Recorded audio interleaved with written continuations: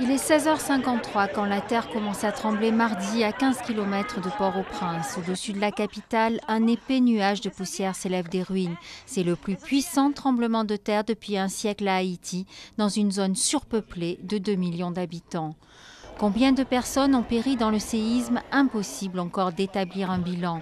Mais les victimes se compteront par milliers, peut-être même par centaines de milliers selon les autorités haïtiennes. L'ampleur des destructions dans toute la capitale, Port-au-Prince, laisse présager un bilan effroyable.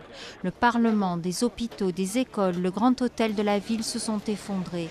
Partout dans les rues, des morts et des blessés. Le QG de l'ONU est détruit et son principal représentant porté disparu.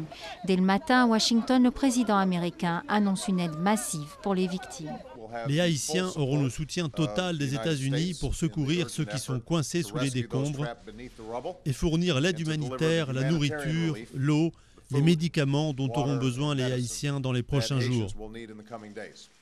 Partout dans le monde, l'aide s'organise. Des avions sont partis de plusieurs capitales, dont Paris, chargés de matériel de secours.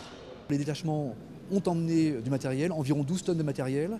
Alors c'est du matériel qui sert à quoi? C'est du matériel qui va servir à faire de l'étaiement, du percement, des manœuvres de force, mais également des caméras endoscopiques qui vont permettre d'aller se faufiler sous les décombres pour chercher les victimes, et également du matériel son, audio, pour écouter les éventuels grattements ou cris des victimes qui seraient prises sous les décombres.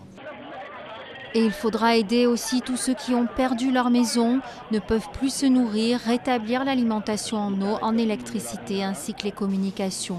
Une tragédie de plus pour Haïti, l'un des pays les plus pauvres du monde qui compte 9 millions d'habitants. L'an dernier, de terribles inondations avaient déjà fait 800 morts.